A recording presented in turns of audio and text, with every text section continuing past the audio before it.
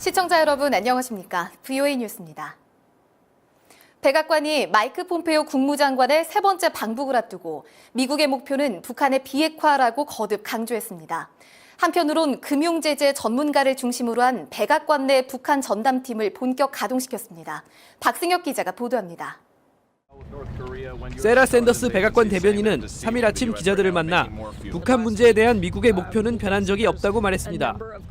The goal is the same as it's always been, and that's denuclearization. That's what we're going to continue pushing for and continue working with them on. 북한을 세 번째 방문하는 마이크 폼페오 국무장관의 임무는 북한 비핵화라는 점을 다시 확인한 것입니다. 최근 북한이 핵시설을 확대했다는 보도에 대해서는 언급하지 않았고 대신 지난 1일 판문점에서 이루어진 실무진 접촉에 진전이 있었다고 말했습니다. I'm not going to confirm or deny intelligence reports. I'm not going to comment on that. But we had good meetings just a couple days ago with Ambassador Kim. 도널드 트럼프 대통령은 앞서 트위터를 통해 북한과 좋은 대화를 나누고 있으며 대화가 잘 진행되고 있다고 밝혔습니다. 지난 8개월 동안 로켓 발사나 핵실험이 없었다면서 자신이 아니었다면 지금 북한과 전쟁 중일 것이라고 말했습니다. 이런 가운데 백악관은 국가안보회의 NSC에 북한 전담 부서를 신설하고 제재 전문가 앤서니 루지에로를 책임자로 임명했습니다. 재무부와 국무부에서 북한 이란 금융제재를 다뤘던 루지에로는 과거 김정일의 비자금 창구였던 방코델타 아시아은행 대북 금융제재를 이끌기도 했습니다. 북한이 비핵화 조치에 나서지 않을 경우 강력한 금융제재 등 다양한 압박 수단을 준비한 것으로 보입니다. VOA 뉴스 박승혁입니다. 북한을 세 번째 방문하는 마이크 폼페이오 국무장관은 미북 정상회담 합의 내용을 바탕으로 북한 측과 세부 사항을 협의할 것이라고 국무부가 밝혔습니다. 전문가들은 북한이 모든 핵과 미사일 자료를 폼페이오 장관에게 제공해야 한다고 지적했습니다. 조상진 기자가 보도합니다. 미 국무부는 마이크 폼페이오 장관의 방북 일정은 하루 일정이었던 지난 두 차례와 달리 1박 2일이라고 밝혔습니다. 폼페이오 장관은 미북 정상회담 합의 내용을 중심으로 북한 측과 구체적인 사항들을 협의할 예정입니다. 국무부는 논의할 게 많다고 밝혔습니다. We're continuing our conversations and also our consultations with the North Korean government about what the president and what Kim Jong-un agreed to at the Singapore summit. So we obviously have a whole lot to talk about. 국무부는 북한 비핵화를 위한 시간표를 제시하지 않을 것이라는 폼페이오 장관의 입장을 재확인했습니다.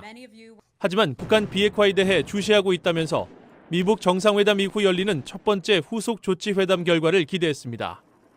We go into this eyes wide open, with a very clear view of these conversations. 전문가들은 폼페이오 장관이 이번 방북을 통해 북한 비핵화에 가시적 성과를 거둬야 한다고 지적했습니다.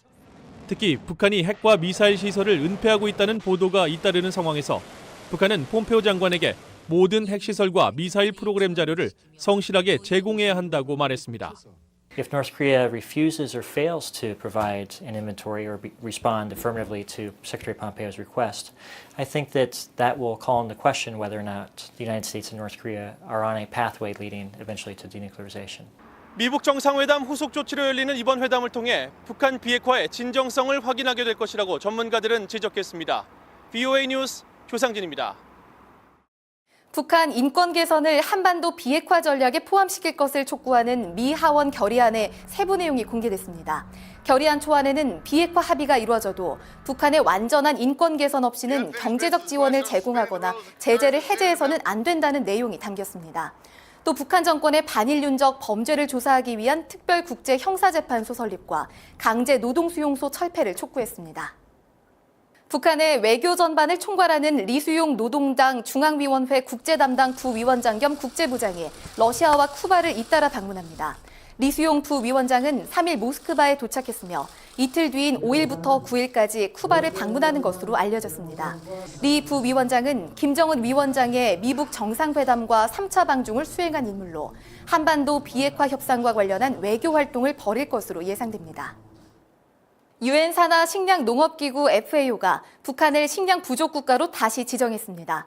식량농업기구 FAO는 지난해 가뭄으로 농업 생산이 부진했다면서 필요 수입 곡물량은 64만 톤에 이른다고 지적했습니다.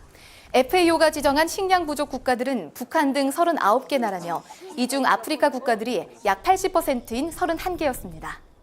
VOA 뉴스 마칩니다. 시청해주신 여러분 고맙습니다.